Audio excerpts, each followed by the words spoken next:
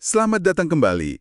Hari ini kita mau mendalami satu topik yang krusial banget nih. Kalau kita bicara soal transformasi ke model operasi produk, yaitu gimana sih cara bermitra yang efektif sama pemangku kepentingan atau stakeholder. Kita akan rujuk ke bab 25 dari materi Anda. Ini bukan cuma soal ganti proses kerja lo ya, tapi lebih ke pergeseran hubungan. Dulu mungkin tim teknologi lebih kayak, ya udah, ngerjain apa yang diminta stakeholder. Nah, model produk ini dorongnya kemitraan yang kolaboratif. Oke, mari kita bedah bareng ya. Gimana sih bentuk kemitraan baru ini, janji dan ekspektasinya apa aja? Kita mulai dari dasarnya dulu deh. Siapa sih yang dimaksud stakeholder di sini? Ya, mereka ini rekan-rekan kita di luar tim inti produk. Tim inti kan biasanya ada manajer produk, desainer, sama engineer ya. Jadi, stakeholder ini bisa dari penjualan, pemasaran, keuangan, hukum, kepatuhan, pokoknya siapa aja yang mewakili area bisnis penting atau punya keahlian khusus gitu. Penting juga buat kita pahami, model produk baru ini bisa bikin reaksi stakeholder macam-macam loh. Ada yang mungkin lega, wah akhirnya nggak kayak dulu lagi yang bikin frustasi. Tapi ada juga yang mungkin ngerasa, waduh kok jadi kayak kehilangan kontrol ya atas tim teknologi? Atau ada juga yang, ya udah, wait and see dulu lah, lihat nanti gimana. Karena kan fokus tim teknologi jadi geser, bukan cuma melayani kebutuhan internal mereka, tapi langsung ke pelanggan akhir. Betul sekali. Pergeseran fokusnya itu fundamental banget. Kalau dulu mungkin hubungannya agak subservient ya, tim teknologi melayani aja. Sekarang tujuannya itu kemitraan kolaboratif. Kenapa? Karena goal utamanya bukan lagi cuma nyenengin stakeholder A atau B dengan fitur pesanan mereka, tapi gimana caranya kita bareng-bareng melayani pelanggan akhir dengan solusi terbaik. Nah, ini mengubah cara pandang. Inti dari kemitraan baru ini yaitu tadi, kepercayaan, terutama antara si manajer produk sama para stakeholder kunci.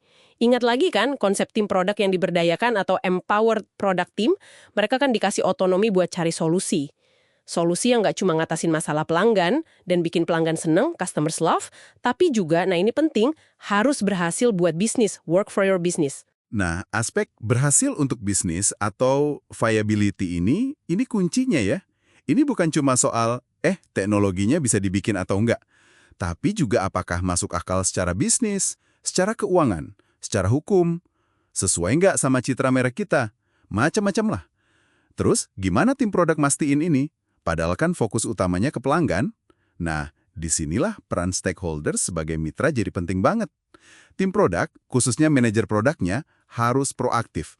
Harus mau capek-capek ngertiin batasan atau constraints dari tiap area bisnis itu. Ini bukan beban tambahan, tapi justru bagian integral dari proses nemuin solusi yang pas. Betul. Pemahaman mendalam soal constraints ini kemudian jadi kayak semacam janji atau komitmen gitu ya dari tim produk ke stakeholder. Bab 25 itu nge-highlight ada setidaknya 4 janji inti nih. 1, tim bakal kerja keras pahami batasan Anda, stakeholder. 2, solusi yang kita usulin pasti udah mikirin dan ngatasin batasan itu. 3, kita nggak akan bikin apalagi rilis solusi yang nggak viable buat bisnis. 4, kalaupun, amit-amit ya, ada kesalahan, misalnya solusi nggak viable keburu dibuat atau rilis, kita janji bakal perbaiki secepatnya dan belajar biar nggak keulang. Ini pilar-pilarnya buat bangun trust. Oke. Jadi ini bukan sekedar basa-basi ya, tapi komitmen beneran yang bisa dipegang. Tapi kan bangun pemahaman itu satu hal. Ngejaga kepercayaan itu butuh lebih kan? Gimana cara ngerawatnya terus-menerus? Nah, disitulah transparansi main peran penting. Selain janji-janji tadi, tim produk juga komit buat menghargai waktu stakeholder dan bangun kepercayaan dengan cara buka-bukaan soal proses kerja mereka. Maksudnya gimana? Ya, ngundang dan bahkan ngedorong stakeholder buat terlibat langsung. Misalnya, yuk ikut waktu kita tes ke pengguna. Atau, nih lihat prototipe terbaru kita. Bahkan kalau perlu kasih akses langsung ke data penggunaan produk atau hasil tes AB, tes data langsung gitu. Tujuannya apa? Biar stakeholder lihat sendiri buktinya. Gimana sih respons pengguna asli terhadap solusi kita? Bukan cuma dengar dari presentasi atau asumsi kita aja.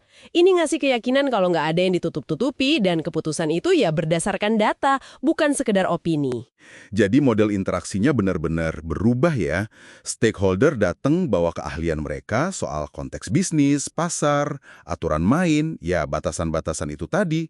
Sementara tim produk yang pegang tanggung jawab penuh buat ngeramu solusi terbaik yang nyiimbangin semua. Kebutuhan pelanggan, kebutuhan bisnis, sama teknologi. Udah nggak lagi cuma terima order, kerjain fitur. Tapi, gimana kalau ada beda pendapat yang kuat banget? Misalnya tim produk punya ide yang kedengarannya radikal atau berisiko banget menurut stakeholder. Justru di situ model produk ini bisa nunjukin kekuatannya.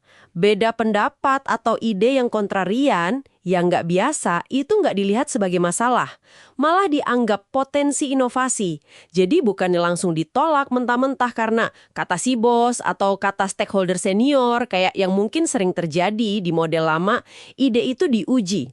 Kuncinya adalah pengujian yang cepat, murah, dan bertanggung jawab buat dapetin bukti nyata. Ini beneran jalan nggak idenya?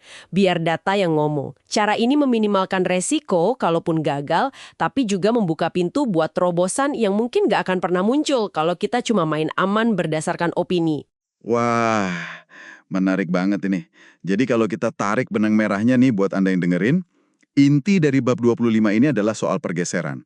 Dari hubungan yang sifatnya transaksional jadi kemitraan strategis yang basisnya kepercayaan antara tim produk dan para stakeholder. Kepercayaan ini dibangun nggak cuma lewat ngobrol doang, tapi lewat pemahaman yang benar-benar dalam soal kebutuhan bisnis, yaitu constraints tadi, terus juga lewat transparansi penuh dalam proses cari solusi, dan komitmen bareng-bareng ke hasil yang nyata buat pelanggan dan bisnis, bukan cuma soal centang daftar fitur yang udah selesai. Ya, persis. Sebagai penutup nih, mungkin ada satu hal yang bisa jadi bahan renungan buat Anda. Nggak peduli deh organisasi Anda udah sepenuhnya pindah ke model operasi produk atau belum, prinsip kemitraan ini kan tetap relevan ya. Coba deh pikirin, langkah kecil apa ya yang bisa Anda mulai lakuin besok buat bangun jembatan kepercayaan dan kolaborasi yang lebih erat sama stakeholder kunci di kerjaan Anda sekarang.